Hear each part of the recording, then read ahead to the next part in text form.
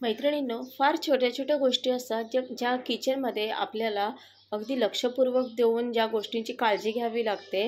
मग त्या काही किचन टिप्स असो किंवा क्लिनिंग टिप्स असो.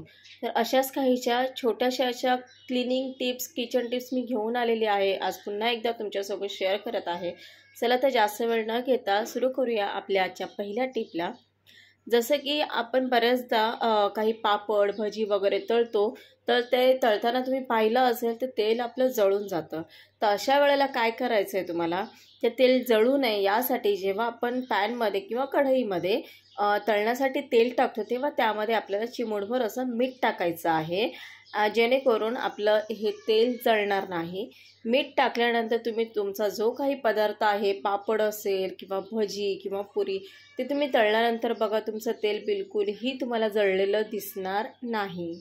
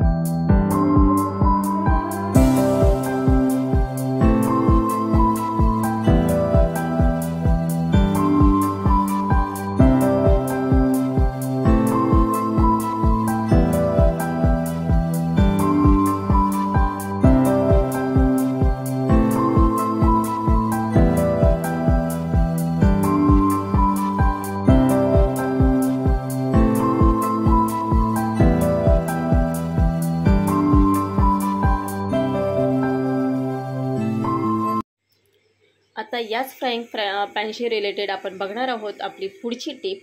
ती म्हणजे आता हे ज्या भांड्यामध्ये आपण पदार्थ तळतो, मग ते कढई असू दे किंवा फ्राईंग पॅन असू दे, त्याच्यामध्ये बरंच असं तेल चिकटलं जातं. जे कितीही घासलं तरी तो तेलाचा चिकटपणा निघत नाही, तेलकटपणा निघत नाही. तर अशा वेळेला एक साधा सोपा उपाय आपल्याला करायचा आहे. त्या भांड्यामध्ये आपल्याला भरपूर असं पाणी घेऊन छानपैकी उकळू द्यायचं आहे. पाणी अक्षरशः त्या भांडं पूर्ण भरेल असं पाणी घ्या, जेणेकरून कढईचं जे तेल आहे ते सुद्धा निघून जाईल. ते पाणी छानपैकी उकळलं की त्यानंतर आपण नेहमीप्रमाणे ते भांडं घासून स्वच्छ पुसून घ्यायचं आहे. आणि ते भांडं घासून झाल्यानंतर तुम्ही बघाल त्या भांड्याचा जो काही तेलकट चिकटपणा आहे तो पूर्णपणे निघून गेलेला असेल.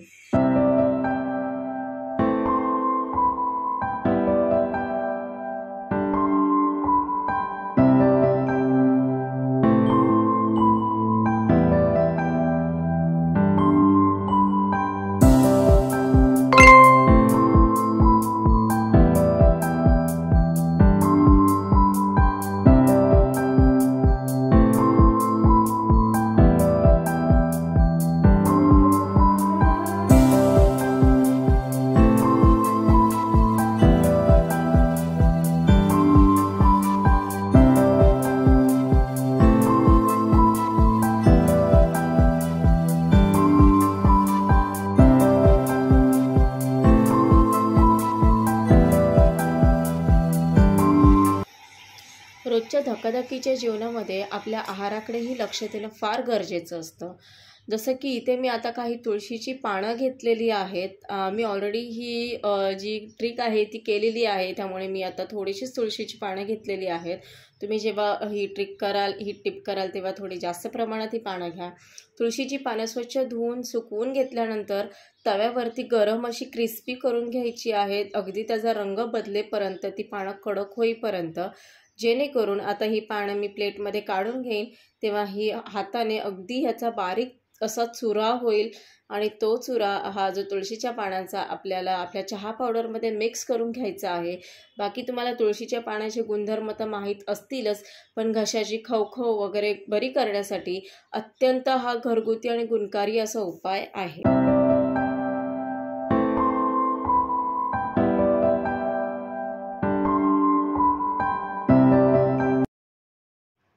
आपण बऱ्याचदा स्वयंपाक करून झाल्यानंतर जेव्हा गॅस बंद करतो तेव्हा त्यावेळेला देखील आपला गॅस बराच वेळ गरम असतो. हे कधी तुम्ही मैत्रिणींना नोटीस केलं आहे का? नसेल केलं तर आता करा आणि गॅस बंद केल्यानंतर जी काही तुमची शिळी भाजी वगैरे असेल किंवा गरम करायची भाजी असेल तर ते भाजीचं भांडं एकदा या बंद झालेल्या गॅसवरती ठेवून बघा. तुमची भांडं देखील जळणार नाही आणि भाजी देखील तुमची गरम होईल.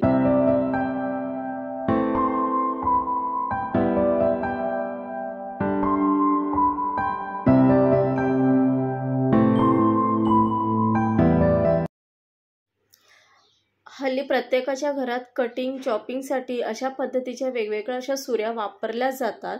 आपण ह्या सुऱ्या वेळच्या वेळी घासून स्वच्छ करून ठेवतो देखील, तरीसुद्धा या सुऱ्यांवरती गंज हा चढतो. थोडाफार का होईना गंज हा चढलाच जातो, कारण ते लोखंड आहे.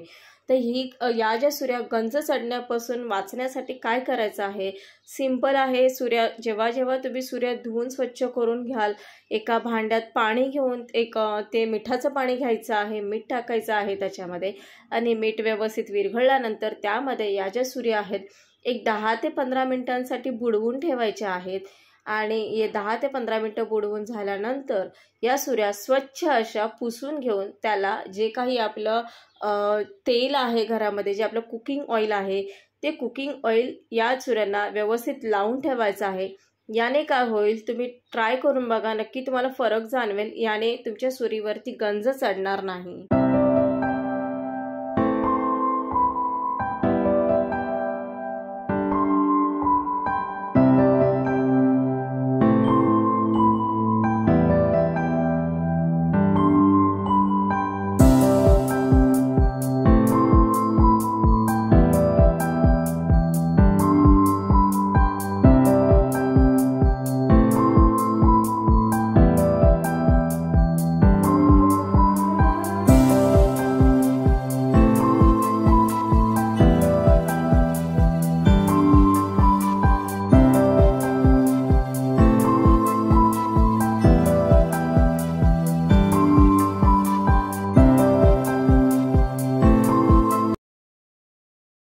वळूया आपल्या पुढच्या टिपकडे. प्रत्येकाच्या घरामध्ये अशी लहान मुलांचे स्कूलचे शूज असतील किंवा मोठ्यांचे देखील व्हाईट किंवा असे कलरफुल असे क्लोथचे शूज असतील जे की स्वच्छ करणं फार कठीण जातं, कारण त्याच्यावरती एकदा का डाग चढला मातीचा किंवा चिखलाचा की तो निघणं खूप कठीण आहे. त्याच्यामुळे आपले पैसेही वाया जातात, शूज देखील खराब होतात. तर अशा वेळेला काय करायचं आहे, जे काही आपले हे व्हाईट शूज असतील किंवा कलरचे जे काही कापडी शूज असतील त्यांना अशा पद्धतीने फक्त एक कोलगेट लावून घ्यायचं आहे ब्रशने. कोलगेट लावून झाल्यानंतर ते शूज एक 10 मिनिटं सुकत ठेवायचं आहे, म्हणजे कोलगेट मुरून द्यायचं आहे आणि त्यानंतर ओल्या कपड्याने स्वच्छ पुसून घ्यायचं आहे. जर जास्तच खराब झाले असेल तर तुम्ही धुवून देखील घेऊ शकता कोलगेटने. कोलगेट लावल्यानंतर स्वच्छ पाण्याने धुवून देखील घेऊ शकतात. पण कसं आहे, हे शूज जास्त खराब नव्हते झाले. व्हाईट जे आहे तिथे जास्त माती होती, त्याच्यामुळे मी पुसून घेतलेले आहेत. त्यानंतर तुम्ही बघाल अगदी नवीन घेतल्यासारखे शूज झालेले आहेत. सगळेच्या सगळे डाग निघून गेलेले आहेत. तर आय होप आजचा हा व्हिडिओ देखील नेहमीप्रमाणे तुम्हाला सगळ्यांना खूप आवडला असेल. व्हिडिओ आवडला असेल तर नक्की लाईक करा आणि चॅनलवर नवीन आला असेल तर सबस्क्राईब करायला विसरू नका. भेटूया तर आपण पुढच्या व्हिडिओमध्ये. तोपर्यंत टेक केअर आणि बाय.